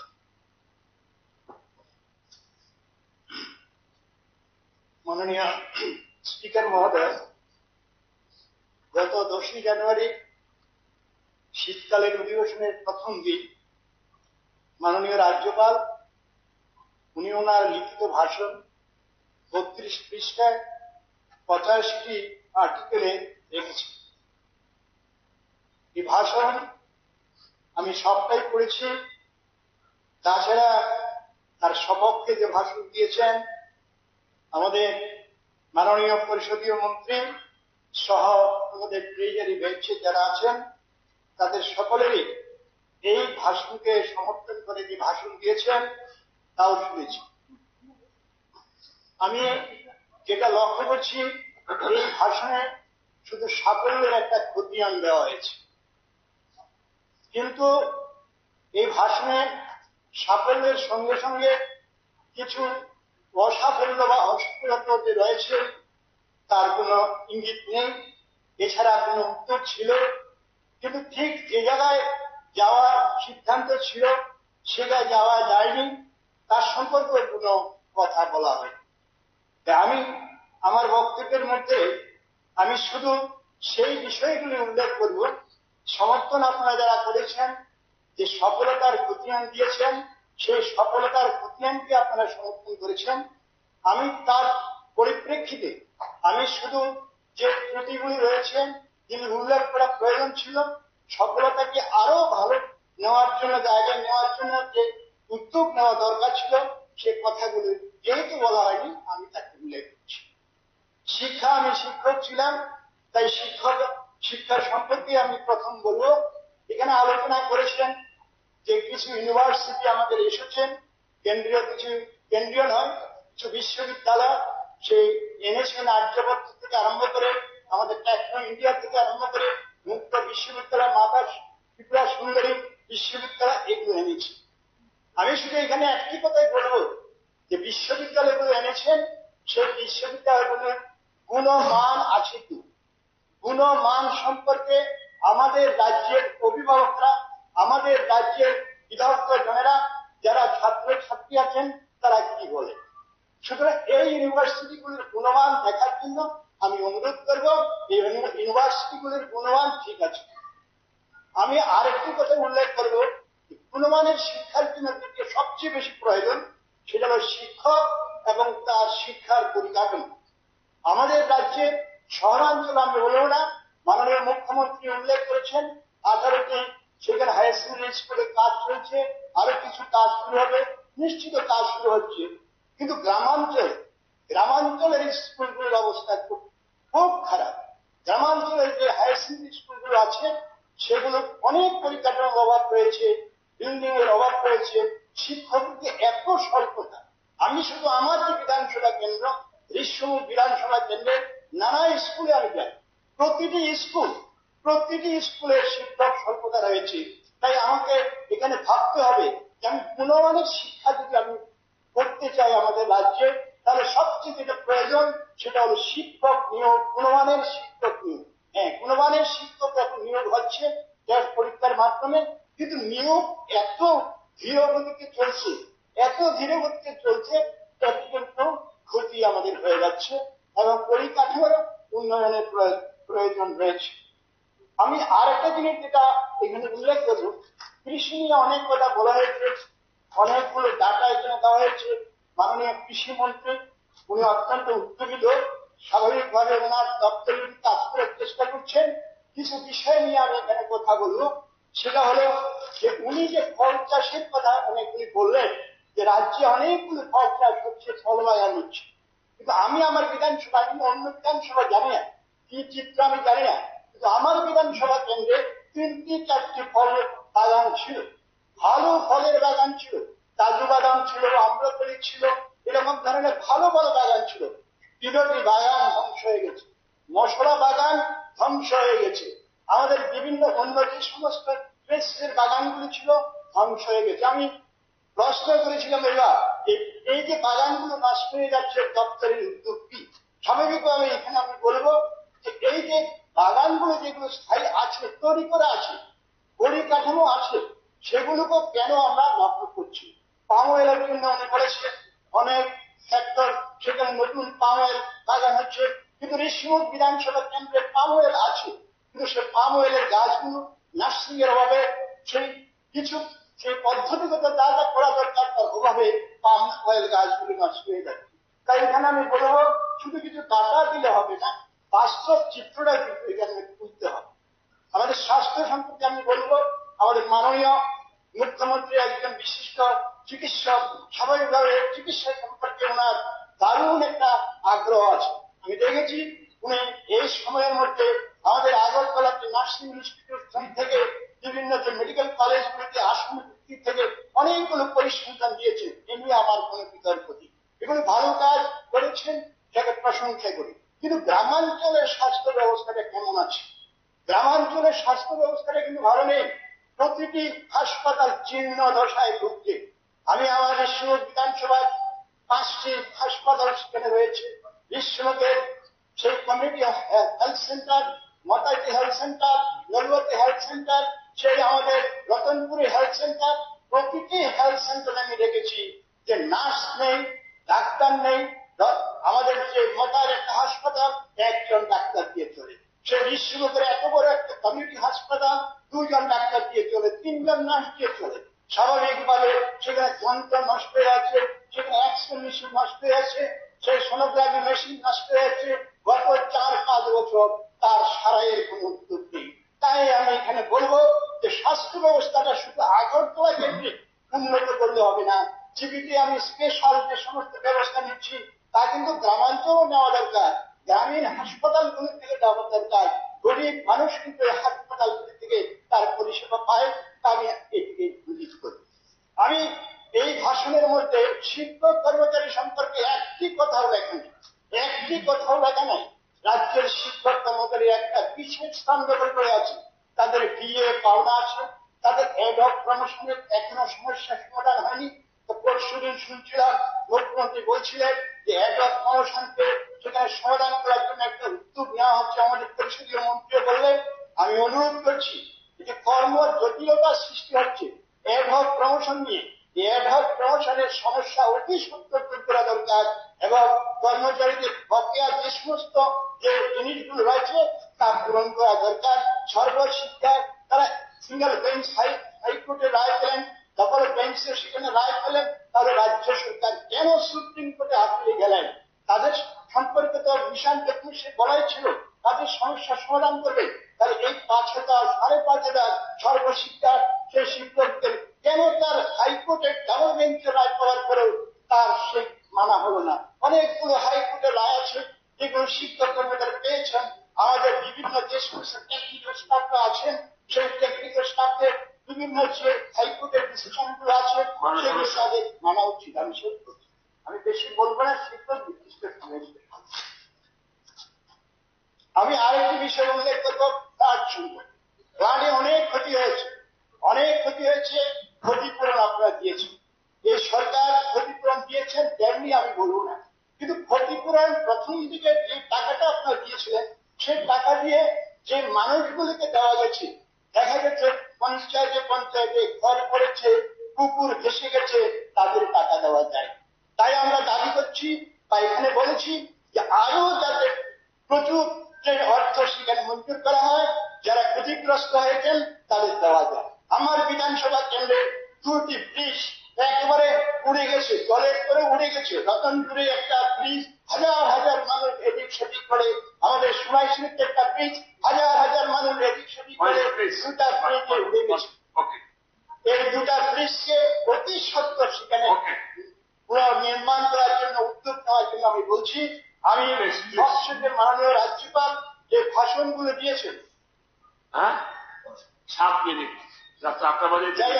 আমি বলছি যে বিষয়গুলো দিয়েছেন সেই বিষয়গুলোর সঙ্গে বিরোধিতা যে সমস্ত কাজ মোশন এনেছেন, সংশোধনী এনেছেন, তার সঙ্গে সংযোগ থেকে আমি আমার বক্তব্যকে তুলে দেওয়ার জন্য আমি আবেদন করছি। এই কথাগুলি বলে আমি আমার বক্তব্য শেষ করছি। পরবর্তী বক্তা হচ্ছেন মাননীয় সদস্য শ্রী বিরোধী সেনা মহোদয়। মাননীয় স্পিকার সাহেব, মহামান্য রাজ্যপালের ভাষণের উপরে শ্রী গোপাল চন্দ্র রায়, সুদীপ রায় বর্মন সহ যারাই সংশোধন এনেছেন ওটাকে সমর্থন করে সংক্ষিপ্তভাবে কয়েকটি ইম্পর্টেন্ট বিষয় বলব। এখানে বলা আছে যে গ্রামীণ স্বাস্থ্য পরিষেবা নিয়ে যে বক্তব্য, সেখানে রাজধানী আগরতলা ছাড়া প্রত্যন্ত জেলা বা মহকুমার মানুষ স্বাস্থ্য পরিষেবা সুষ্ঠুভাবে পায় না। যেমন কৈলাসহরের ডিস্ট্রিক্ট হাসপাতাল একটা আইসিইউ বেড নেই। কোন রোগী যদি সেখানে কোনো একটা ব্যক্তি হয়ে যায়, স্ট্রোক করে আগরতলা আস্তে আস্তে রাস্তায় মারা যায়।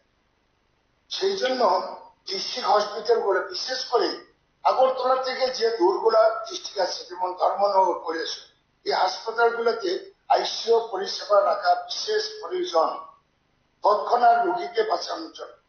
এটার কোনো উল্লেখ নেই। এবং চাকরি কর্মসংস্থানের ব্যাপারে সরকারের উদ্যোগ থাকলেও সেইভাবে চাকরি হচ্ছে না, যার কারণে উচ্চশিক্ষিত ছেলেমেয়েরা ওভারেজ হয়ে যাচ্ছে। সেই কারণে ওভারেজের জন্য সরকারের কোন রকম বাস্তব পরিকল্পনা নেই। আমার মনে আছে, স্পিকার সাহেব মনে আছে, যখন বামফ্রন্ট সরকার ছিল অনেক আগে, তখন হাজার হাজার ছেলে মেয়ে, শিক্ষিত ছেলে মেয়ে ওভারেজ হয়ে গেছে। কংগ্রেস নেতৃত্বে জোট সরকার আসার পরে প্রায় 12,000 ছেলে মেয়ে ওভারেজকে চাকরি দিয়েছে, যা বহু ভারতে কোথাও হয়নি। 1 জন 2 জন 5 জন ক্ষেত্রে ক্যাবিনেট রিয়েলাইজেশন করতে পারে, কিন্তু লাস্ট স্কেলে যে চাকরিটা ওভারেজ ত্রিপুরার ইতিহাস, ভারতের ইতিহাসে আমরা প্রথম করেছি। সুতরাং এই সরকারকেও তাদের জন্য ভাবা উচিত। চাকরি না দিলেও তাদের জন্য একটা কোন প্রকল্প ঘোষণা করা উল্লেখ ছিল, যা নেই। এবং Sarvashiksha, doctor Manmohan Singh prime minister থাকতে সর্বশিক্ষা শিক্ষক নিয়োগ করা হয়েছিল, কারণ স্কুলগুলোতে সেরকম শিক্ষকের ছিল না, সেই কারণে এই ব্যবস্থা করা হয়েছিল। এবং ত্রিপুরাতে সেই সময় বামফ্রন্ট সরকার ছিল। সর্বশিক্ষার একজনের বেতনে 3 জনকে দেওয়া হয়েছে, আদালতে আদালত, অন্যটা বললাম। একজনের বেতনে 3 জনকে দেওয়া হয়েছে, এবং এই সরকার আসার পরেও তাদের রেগুলার কোন ব্যবস্থা করা হচ্ছে। আমাদের পার্শ্ববর্তী রাজ্য আসাম থেকে শুরু করে মণিপুর সব জায়গায় রেগুলার হয়ে গেছে। আমাদের এই বিষয়ে সুস্পষ্ট রাজ্যপাল মহোদয়ের ভাষণে নেই। এখানে বলা আছে রাজ্যে নেশার জন্য যুব সমাজ ডুবে গেছে, তার ব্যাপারে গভর্নমেন্টের সুস্পষ্ট কোন সিদ্ধান্ত নেই, থানার পুলিশের উপর নির্ভরশীল। আমি মনে করি এখানে স্পেশাল টাস্ক ফোর্স গঠন করা, একটা শক্তিশালী পাওয়ার দিয়ে, এবং রেড করার আগে ইনফরমেশন নিয়ে বিভিন্ন ভাবে এগুলো অ্যারেস্ট করা দরকার, রেড করা দরকার। থানাকে অগ্রিম না জানিয়ে, থানাকে জানাইলে তো বুঝেন তো কি হবে, থানাকে জানাইলে সেভাবে আপনার সাকসেসফুল হবে না। সেই জন্য স্পেশাল টাস্ক ফোর্সের কথা উল্লেখ নেই। এবং মাননীয় সদস্য গোপাল চন্দ্র রায় প্রস্তাব রেখেছেন যে সংশোধনীতে সেকেন্ড রেল লাইন, কারণ ত্রিপুরার যত sub division headquarter, district headquarter প্রায় বর্ডারে হয়ে গেছে। সব শহর সাব ডিভিশন শহরগুলো সব বাংলাদেশ বর্ডারে, অথচ আমাদের রেল লাইন চলে গেছে পাহাড়ের ভিতর দিয়ে।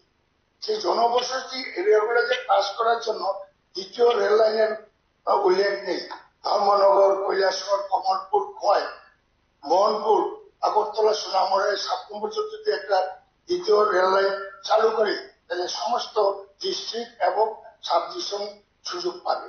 এবং ভারতের ইতিহাসে কোন ডিস্ট্রিক্ট হেডকোয়ার্টার রেল লাইন থেকে বঞ্চিত নেই, শুধু ত্রিপুরায়। শুধু ত্রিপুরায় ভারতবর্ষের খবর নিয়েছেন, যেখানে রেল গেছে সব ডিস্ট্রিক্ট হেডকোয়ার্টারে রেল পৌঁছে গেছে, কিন্তু আমাদের এখানে নেই। এই বিষয়ে মহামান্য রাজ্যপালের ভাষণে উল্লেখ নেই। এবং আরেকটি বিষয়, স্টেডিয়াম বিষয়, খেলাধুলা করে সরকার উদ্যোগ নিচ্ছে ঠিকই, ভালো কথা, কিন্তু উন্নত মানের স্টেডিয়াম, ইন্টারন্যাশনাল না হলেও জাতীয় স্তরে। কৈলাসহরে, আমার কেন্দ্রিক কথায় বলবো, কৈলাসহরে যে স্টেডিয়ামটা আছে রামকৃষ্ণ মহাবিদ্যালয়, এটা সবচেয়ে বড় স্টেডিয়াম। আগরতলা দশরথ স্টেডিয়ামে পরে উঠেই প্রমাণ সাইজ ইন্টারন্যাশনাল খেলার মতন আছে। এটা কোন রকম সংস্কার হচ্ছে না। এখানে 15ই আগস্ট, 26শে আগস্ট মন্ত্রী মহোদয় মহেন্দ্রে যখন ফ্ল্যাগ তোলে, যেখানে কাদা আর কাঁচা প্রেড করতে পারে না। যাই হোক, এগুলো উল্লেখ নেই। আরেকটি বিষয়, মোস্ট ইম্পর্টেন্ট বিষয়, মহামান্য রাজ্যপাল ভাষণে বলেছেন কৈলাসহর মহকুমার পিসিনগর, বিচন্দনগর নগরগাঁও পঞ্চায়েতে ইন্টিগ্রেটেড অ্যাকুয়া পার্ক নির্মাণের জন্য 42 কোটি টাকা মঞ্জুর করা হয়েছে এবং রাজ্যে মৎস্য চাষ উন্নয়নে বিশ্ব ব্যাংকের সহায়তায় টিআর ইএসপি প্রকল্পে আরো 22 কোটির উপরে টাকা অনুমোদন দিয়েছে। মৎস্য দপ্তর মৎস্য চাষীদের জন্য প্রচুর উদ্যোগ নিচ্ছে, এই কথা উল্লেখ করেছে। কিন্তু এখানে মন্ত্রী মহোদয় আছেন, মৎস্য দপ্তরের মন্ত্রী। কৈলাসহরের 17 মিয়ার হাওর, এখানে বাম সরকারের আমলে একটা জলাশয় করা হয়েছিল কৃষকের জমি নিয়ে। বলা যায় জোর জবরদস্তি করে বিরাট একটা জলাশয় সৃষ্টি করেছে এবং কভার একটা করেছে। বলছে যে কৃষকদের বেনিফিট দেবে, 1 বছর দিয়েছিল, এরপরে আর দেয়নি, এরপরে লুটত রাস এবং একটা কভারেটিভ ছিল, এটাও ডিফাইন। এখন মন্ত্রী মহোদয় সরকার উদ্যোগ নিয়েছেন, এখানে আরো কত একর জমি নিয়ে জলাশয় সৃষ্টি করবেন এবং ইন্টিগ্রেটেড অ্যাকুয়া পার্ক, খুব ভালো কথা। কিন্তু কৃষকদের কথা তো চিন্তা করতে, কারণ সরকার থেকে চাপ সৃষ্টি করা হচ্ছে, কৃষকরা জমি দাও, এফিডেভিট করে দাও, আমার এই 5 কাঠি দিলাম, 10 কাঠি দিলাম। সরকার থেকে তো একটা রিটার্ন দিচ্ছে না। ভবিষ্যতে যদি এই বাম আমলে যে জলাশয়টা করে ফেল করেছে প্রজেক্টটা, এইভাবে ফেল হইলে কৃষকরা কোথায় যাবে, জমির মালিক। যার কারণে আমি এটা নিয়ে না করেছি, মিনিস্টার মধ্যে ফোন করেছে, অভিযান কাটিয়েছে, অফিসারকে আমি বলেছি এফিডেভিট করে দিচ্ছে কেনা জমির মালিক, গভর্নমেন্টে কিন্তু একটা কিছু দিচ্ছে না ইন্স্যুরেন্স। সুতরাং এই হচ্ছে। এবং এখন কি হচ্ছে, স্পিকার স্যার, যারা মাছ বিক্রি করে দোলগাঁও বাজারে, সেখানে ট্রেড করা হচ্ছে, এই এখানে মাছ বেচতে পারবে, তো বাবারে বলি কি তোমাদের কারেন্ট কর্তন করা হবে, রেশন কার্ড বন্ধ করে দেওয়া হবে, ইত্যাদি নানাও ভাবে কয়েকদিন আগে আমার কাছে এসেছিল। সুতরাং এই ব্যাপারেও এখানে কৃষকদের স্বার্থে কোনো উল্লেখ করা নাই, শুধু লিখিত দাও জমির মালিক। তো সরকার তো কিছু দিচ্ছে না। ঠিক আছে, এইসব ব্যাপারে যে সংযোজন এনেছে, এটাকে আমি পুরো সাপোর্ট করি। এবং কর্মচারীদের নিয়মিতকরণ বিশেষ প্রয়োজন। যারা নিয়মিত হওয়ার আগে যারা রিটায়ারমেন্টের বয়স পালিয়ে গেছে, বিপজ্জনক অবস্থায়। ঠিক আছে, আমার এখানে পরবর্তী বলবেন মাননীয় সদস্য শ্রী নয়ন সরকার মহোদয়।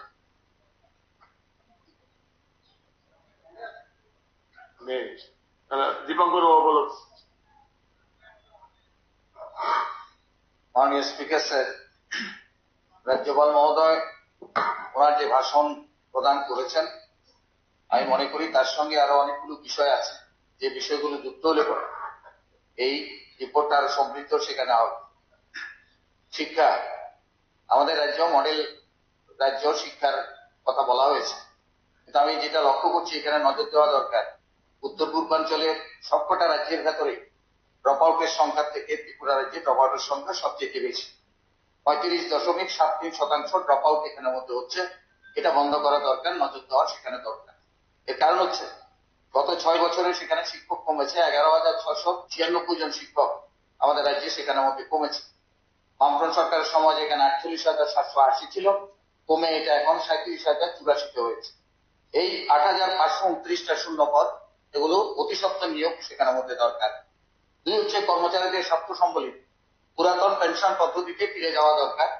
বছরে 2 বার দিয়ে দেওয়ার প্রচলন ছিল, সেটা আবার চালু করা দরকার। এবং এই অর্থ বছরে আরো 5% দিয়ে প্রদানের প্রয়োজনীয়তা সেখানের মধ্যে রয়েছে। বছরে 50,000 বেকারের চাকরির প্রতিশ্রুতি সেখানে ছিল সরকারের তরফ। সেদিকে দেখলে পরে আমরা উল্টো দেখলাম 56,000 কর্মচারী আমাদের রাজ্যে সেখানের মধ্যে কমে গেল এই সময়ের ভেতর। আগে 2017 সাল পর্যন্ত 1,58,220 জন সেখানে ছিল। 24 সালে এসে এটা 1,02,091 জন, অর্থাৎ 56,000 সেখানের মধ্যে কমে গেছে। নথিভুক্ত বেকার 5 লক্ষ। সরকারকে এই জায়গাতে দৃষ্টি দেওয়া দরকার, কারণ কর্মসংস্থান আমাদের রাজ্যের একটা বিরাট সমস্যা হিসেবে সেখানের মধ্যে দাঁড়িয়েছে। 7 বছর ধরে ভুগছে আমাদের রাজ্যে 56টা প্রকল্প। গ্র্যান্টিনেট অ্যাপ্রোপ্রিয়েশন খাতে সেখানে বরাদ্দ 52 কোটি 55 লক্ষ টাকা সেখানের মধ্যে ছিল। ব্যয় সেখানের মধ্যে কম হচ্ছে, মাত্র খরচ হয়েছে 8.66% ব্যয়, 4 কোটি 55 লক্ষ টাকা দেখে রিপোর্ট। কাজে সেই দিক থেকে সরকারকে দৃষ্টি দেওয়া দরকার।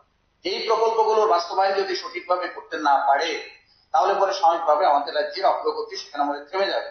100 কোটি টাকা যেটা অপেক্ষিত অবস্থায় সেখানের মধ্যে রয়েছে। গ্র্যান্ট এবং অ্যাপ্রোপ্রিয়েশন খাতে সরকারকে এই জায়গাতে দৃষ্টি দেওয়া দরকার। রাজ্যপালের ভাষণে এই বিষয়গুলো সেখানের মধ্যে এড়িয়ে গেছে। কেন্দ্রীয় স্বরাষ্ট্র মন্ত্রক তার সংস্থা এনসিআরবি এখানে রাজ্য অপরাধের যে সংখ্যা সেখানের মধ্যে দেখেছে যে 60% অপরাধ এবং উত্তর পূর্বাঞ্চলের মধ্যে প্রথম, এটা রিপোর্ট। কাজে সেই জায়গায় আমাদের রাজ্যের ভেতরে শুধুমাত্র অক্টোবর মাসে 5টা ধর্ষণ, 6টা খুন, 4টা অপহরণ সেখানের মধ্যে হয়েছে। হ্যাঁ, সুশাসন বলছেন, শুনতে আমাদেরও ভালো লাগে সেখানে, কিন্তু এগুলো আমাদের শেষ করা দরকার। 5 বছরে 590টা খুন, 577টা সেখানে দাঙ্গার মতো পরিবেশ, অপরাধ 668টা, 21,136টা মামলা সেখানের মধ্যে হয়েছে। নারী সংক্রান্ত অপরাধ 4,410, শিশু সংক্রান্ত অপরাধ সেখানে 1298। আমরা মনে করি যে সুশাসনের জায়গায় এই জায়গাগুলোতে সরকারকে দৃষ্টি দেওয়া দরকার। রাজ্যপালের ভাষণে এই জিনিসগুলো সেখানে থাকলে ভালো হতো। আমাদের যোগাযোগ ব্যবস্থা টিআরটিসি বেহাল অবস্থা সেখানের মধ্যে আসছে। সরকারের প্রতিশ্রুতি ছিল তাকে পুনর্জীবিত সেখানের মধ্যে করার। এক সময় সেই টিআরটিসি চালু হয়েছিল, 1187টা সেখানের মধ্যে 87 জন কর্মচারী সেখানের মধ্যে ছিল। এখন সেখানে কমে 110 জন এসেছে, ড্রাইভার 50 জন আর অন্য অফিসিয়াল স্টাফ। এটাকে এই 27টা বাস সেখানের মধ্যে, যেটা এখন 14টা বাস সেখানের মধ্যে চলছে। কাজে এই জায়গায় পুনরুজ্জীবনের কথা যেখানে বলা হয়েছিল, এটা রাজ্যপালের ভাষণে নেই। আমার